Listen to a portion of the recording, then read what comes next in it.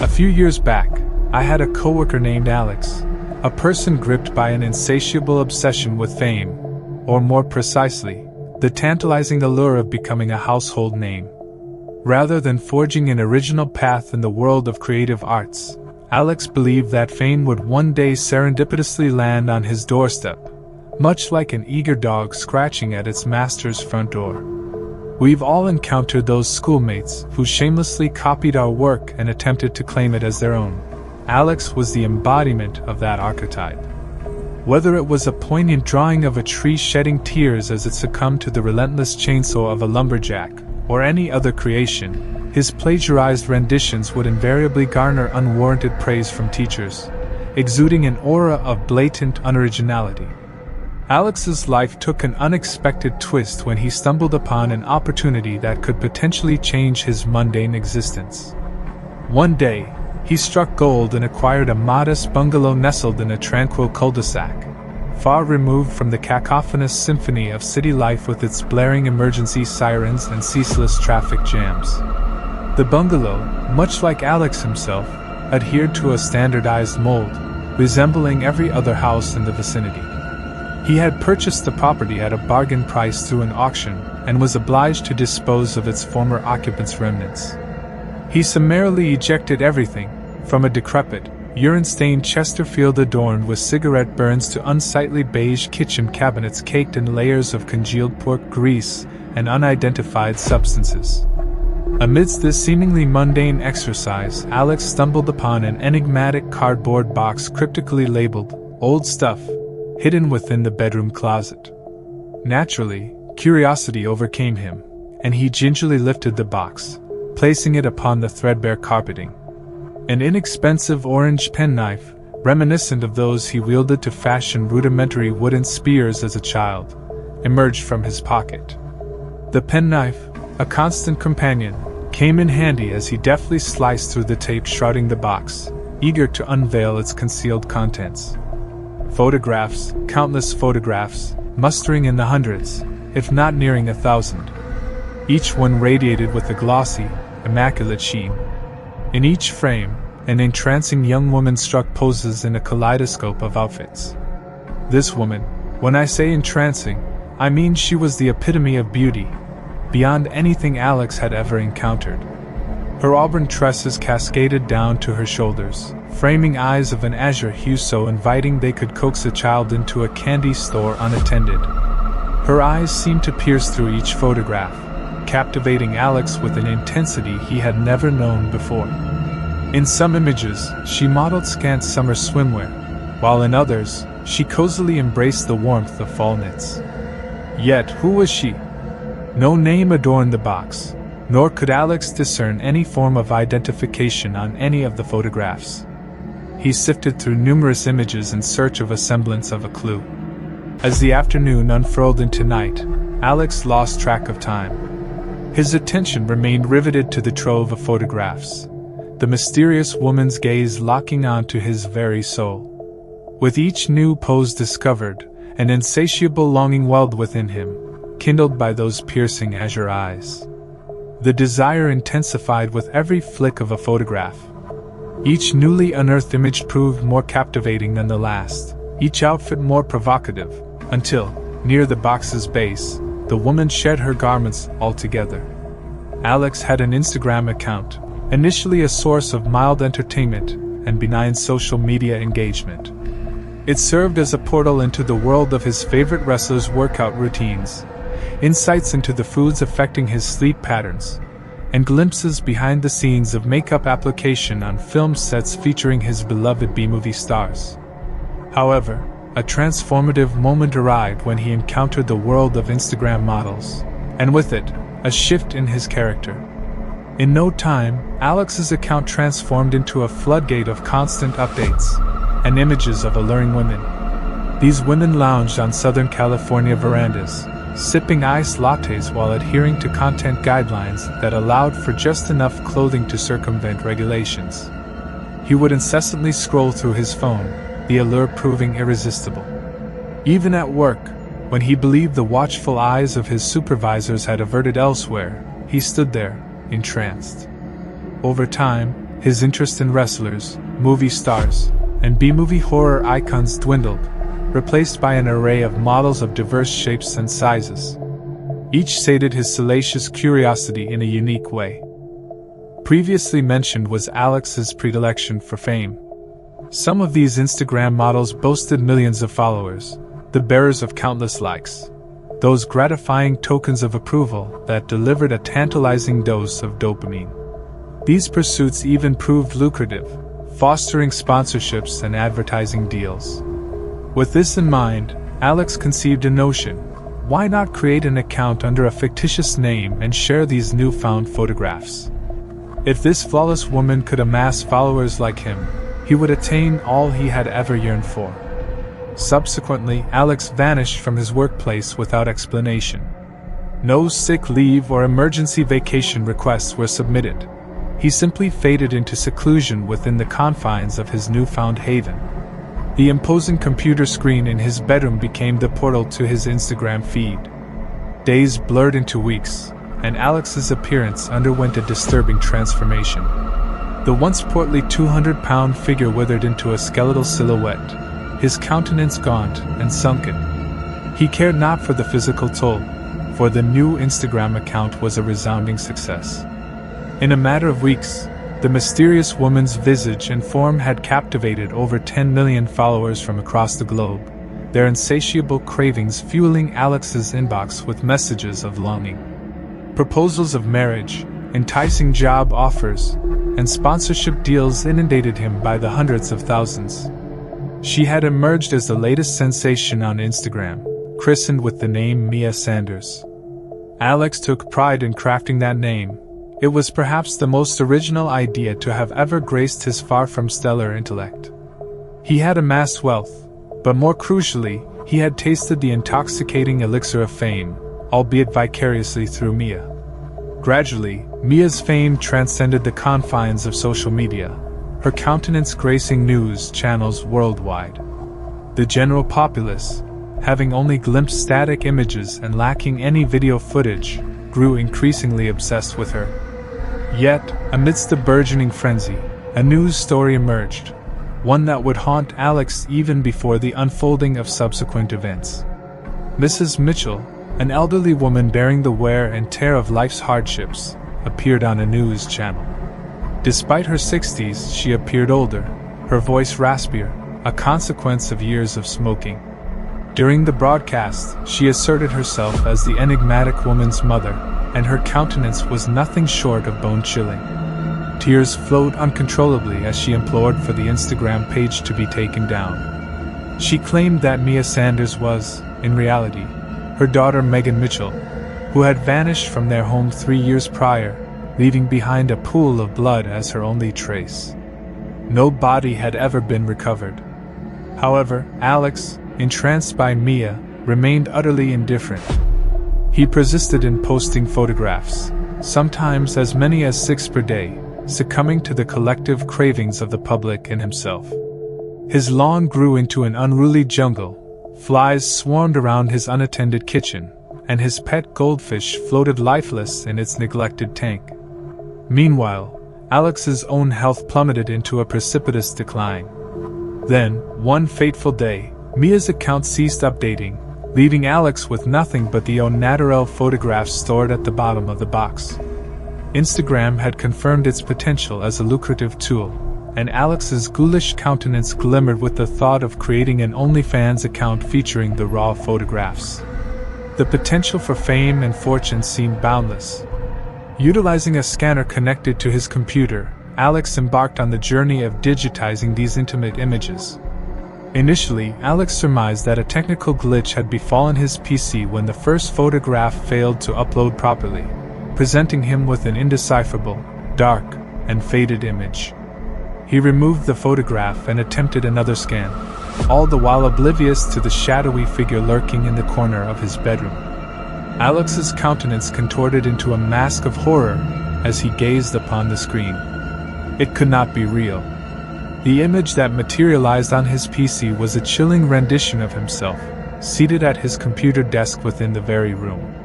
The image had been captured from a shadowy corner of the chamber. At this point, Alex's breathing grew labored, his ribcage tingling with unease. He initiated a slow turn of his head, his peripheral vision detecting a gaunt figure with twisted limbs and bony appendages standing in the darkness. Though he faced this sinister entity, it remained rooted in the shadows, enigmatic and menacing.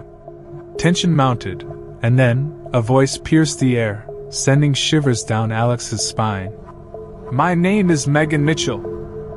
To this day, I remain uncertain of how the video managed to upload to his Instagram page, but the images it contained continued to haunt my thoughts. In the video, Alex sat at his desk, the walls adorned with a myriad of photographs of the enigmatic woman. His pallid visage appeared tormented, as if ensnared in a trance, while he chanted in a fevered cadence that he was Megan Mitchell. Slowly but methodically, he wielded his orange penknife, carving away his own facial features down to the raw sinew and muscle fiber. I first encountered Robert Harper when we were both around the age of 12. Our houses stood side by side, and I vividly recall the day when I was alone in my backyard, kicking a soccer ball against the wooden fence. It was during this mundane moment that our paths converged. At first, it took me a while to notice Robert, but there he was, his spectacled face peering down at me from his bedroom window. When our eyes finally met, I gave a hesitant wave. He returned the gesture and promptly opened his window to strike up a conversation. We discussed an array of topics, our interests, favorite foods, treasured video games, and much more. Eager to forge a connection, I invited Robert to come over to my house and join me in a game of soccer. He politely declined, explaining that he suffered from severe asthma, among other ailments. His parents adamantly prohibited him from leaving the house or permitting anyone to enter. Instead, he asked if I had a Facebook account and suggested we connect there. Later that evening, I logged into my Facebook account, accepted Robert's friend request, and initiated a chat with him. From that day forward, our friendship primarily existed in the digital realm. I would attend school in the morning, return home in the afternoon, and immediately hop on Facebook to converse with Robert. Our conversations evolved from mere pleasantries to deep discussions on our shared interests. We exchanged recommendations for books, movies, and music, often staying up late into the night engaged in spirited debates. Despite the physical distance that separated us, I felt a profound connection with Robert. He became my confidant, the one person who truly understood me. 5 years passed in this manner, our friendship thriving within the confines of Facebook's chat windows. However, as time went on, I noticed a change in Robert's demeanor. He became more withdrawn, his responses growing shorter and less frequent. I inquired about his well-being, concerned that his health might be deteriorating further. One day, Robert confided in me. His illnesses had indeed taken a turn for the worse. He spoke of sleepless nights racked by fits of coughing and struggles for breath. His parents had imposed stricter restrictions on him, fearing any exposure to the outside world would exacerbate his condition. Robert's isolation weighed heavily on him, and he expressed a yearning for the simple joys of life, like playing soccer in the backyard. Despite my empathy and desire to help, there was little I could do. Robert's health steadily declined, and our conversations became sporadic. I would send messages of support and encouragement, but they often went unanswered for days. Then, the inevitable occurred. My messages to Robert on Facebook remained unacknowledged for several days. I grew anxious, spending hours in my backyard, hoping to see a flicker of movement in his window or hear the sound of his voice. But there was only silence. One evening, as dusk settled over the neighborhood, I noticed a figure approaching my house. It was Robert's father, his expression etched with grief and exhaustion. He held a small envelope in his trembling hand. "Robert often spoke of you," he said softly, his voice quivering. "You were his only friend, as far as we know." He handed me the envelope, which bore a somber black seal and contained a funeral invitation. The funeral service was a profoundly moving experience. I struggled to contain my emotions but succumbed to tears, especially when they played Sting's Fields of Gold, as they carried Robert's casket away. After the funeral, still dressed in my suit, I indulged in a game of soccer with the same ball that had initially brought Robert into my life. Later, in the backyard, I raised a toast to his memory. It felt eerie knowing that the room from which he used to chat with me now sat empty and void of his presence.